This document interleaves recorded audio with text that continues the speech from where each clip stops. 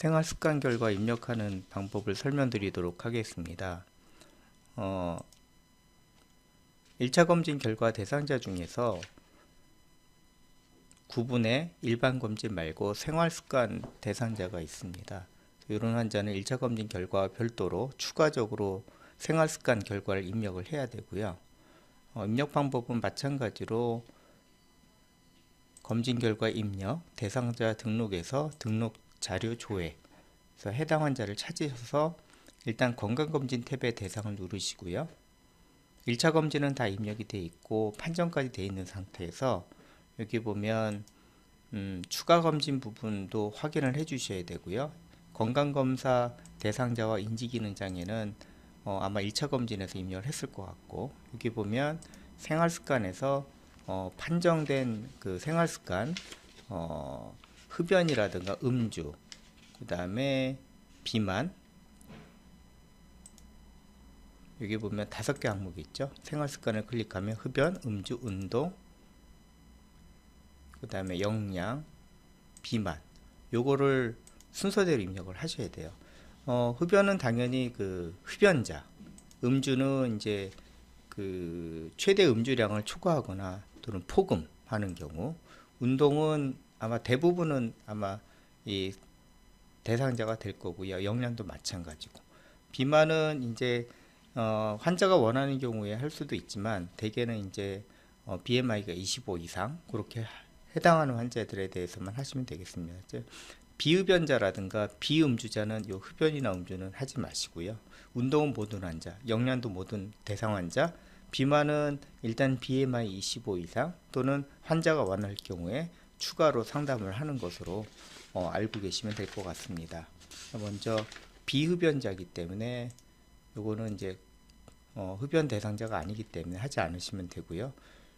그 다음에 음주 여부 체크를 하시고, 만약 음주도 비음주자인 경우에는 하지 않으셔도 되고요. 여기 일반 검진 항목에서 문진표를 보시면 음주량이 있죠. 그래서 이 음주량을 봤을 때 포금이나 과음에 해당이 되지 않으면 추가로 하실 필요가 없습니다. 이 환자 같은 경우는 이제 운동에 대한 항목만 있으니까 요 운동 항목 입력하는 부분부터 먼저 설명을 드릴게요. 숫자로 누르게 되어 있기 때문에 여기도 예, 아니오를 선택해 주시면 되고요. 항목에서 아니오인 경우에는 그 다음 예를 들어서 1-4번으로 넘어가겠지만 1인 경우에는 운동 횟수, 그 다음에 시간, 요거는 이제 탭으로 이동을 해야 되기 때문에 조금 불편해요. 그래서 일단 시간 입력하고 엔터가 안 넘어가고 모두 탭으로 넘어간다는 거 꼭 기억해 주시고요. 이게 좀 불편하죠. 그래서 여기서도 아니오는 이제 2번 넘어가면 그 다음으로 이동하시면 되고요. 여기서는 2-1로 넘어가면 되겠죠. 마찬가지로 예인 경우에는 아까처럼 입력하고 그 다음에 시간은 탭으로 이동해서 입력하고 다시 탭, 이런 식으로 하나하나 일일이 이렇게 추가적으로 입력을 해야 되는 불편이 있습니다. 그래서 마찬가지 아니오는 2번, 그 다음에 탭 이렇게 넘어가야 되고 3-4 항목, 만약에 예면 1, 그 다음에 시간 1시간 날짜를 쓰시고 기간, 그 다음에 1시간 30분 이렇게 하시면 되고 다시 탭해서 운동시간 입력하는 게 아마 제일 번거로운 것 같아요. 여기서도 마찬가지로 이제 숫자만 입력하면 되고요. 1, 2, 3, 4니까 그래서 3, 아니오는 2, 이렇게 번호를 눌러주시면 될 것 같습니다. 요거에 따라서 운동 평가를 하셔야 되는데, 이 평가의 알고리즘은 그 생활습관 평가 자료에 있습니다. 그래서 건강검진 생활습관 평가 자료를 활용하셔서 자동 계산하는 그 계산 그 프로그램이 있긴 한데, 일단은 여기선 자동 평가가 안 되고 이지스 전자차트에서는 여기 평가가 자동이 되지만 여기서는 이 평가가 안 돼요. 그래서 요 평가 반영을 해서 그 생활습관 평가 자료를 확인하셔서 요 다 일일이 계산을 해야 되는 경우가 있습니다. 그래서 여기서는 이제 대충 보기에 이제 계산을 해보면 운동 시간이나 양이 충분하기 때문에 건강진진 신체 활동에다가 근력 운동은 어디로 평가를 하냐면 여기 보시면 5번 항목 있죠. 최근 일주일 동안. 그래서 2번 이상이면 아마 이게 적절하다라고 판정하면 될 겁니다. 그래서 이런 경우는 11번.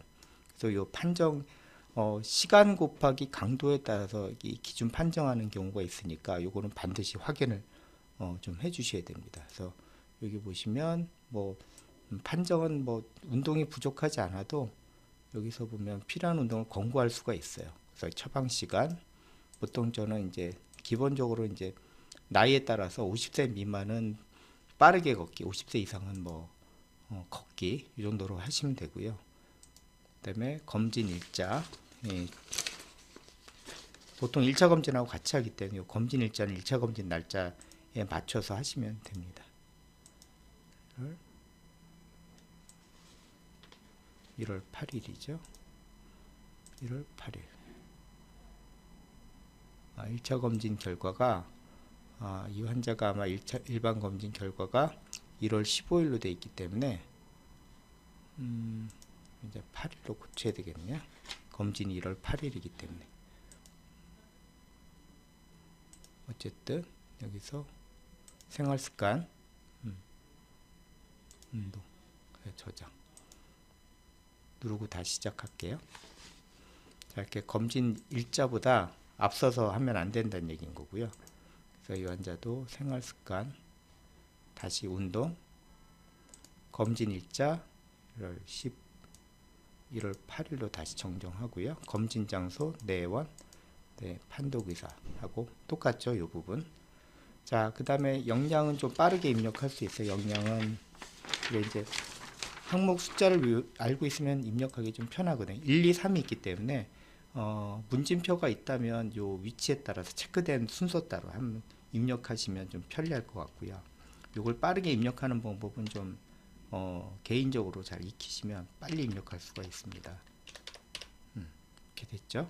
그래서 되게 이제 점수가 있죠. 이것도 점수가 있기 때문에 41점이면 양호입니다.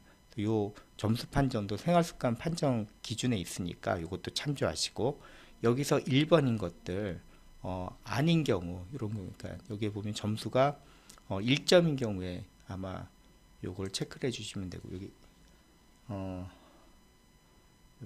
3번이죠. 그래서 아닌 경우에는 점수가 1점이거든요. 그래서 이런 것들을 부족한 부분을 체크를 해 주시면 됩니다. 그래서 이 환자 같은 경우는 단백질 보충이 안 돼 있고 이렇게 체크해 주시면 되겠죠. 됐고 그 다음에 비만은 이제 BMI를 봐야 되는데 비만도가 25가 체크가 되지 않으면 저는 뭐 개인적으로 하진 않는데 환자가 원하는 경우에는 이 비만 판정을 하셔도 됩니다. 참고적으로 이 환자는 체질량 지수가 22.4기 때문에 운동하고 영양만 하고 넘어가면 되겠습니다. 그 다음 이제 처방전을 누르시고 아까 그 운동하고 영양 했죠. 요거를 다시 한번 처방전을 체크를 해 주시면 됩니다. 그래서 판정한 그 운동량하고 그 다음에 아까 적은 것들 이게 검진에서 서로 연동이 안 되죠. 그래서 좀 불편해. 한 번 더 체크해 주는 그 질병력이 있다면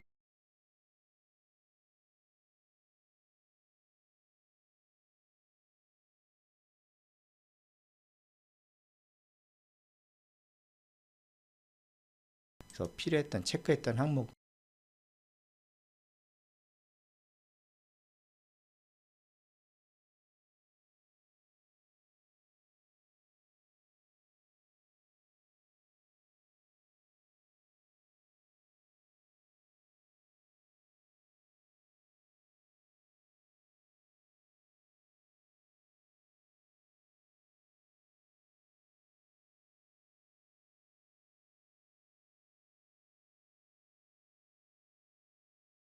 일반 검진의 계측 검사를 토대로 어떤 생활습관, 흡연, 음주, 운동, 영양, 비만 이걸 해야 되는지를 참고하셔서 해당되는 환자의 생활습관 문진표를 5개 중에 선택되는 걸 하시고 문진표가 작성된 항목에 대해서 처방전을 완료하고 저장을 해야 예, 생활습관까지 청구가 됩니다. 여기 점검 완료까지 되면 다 끝난 거고요. 이 부분은 입력이 됐는지는 대상자 등록 및 대상자 등록자료 조회에서 다시 조회를 해 보시면 여기 고쳐져 있을 겁니다. 그래서 최웅련님 그래서 여기 눌러 보시면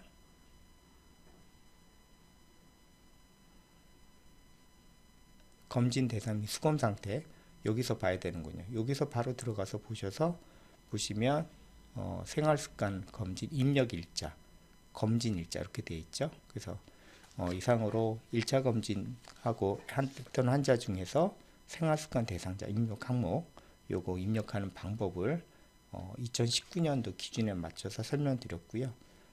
작년하고 차이가 없습니다. 그래서 이거는 뭐 추가적으로 입력하는 부분이고 이 부분을 또 모르는 분들이 굉장히 많더라고요. 그래서 이걸 좀 잘 익혀 두시면 편리하게 사용하실 수 있을 것 같습니다.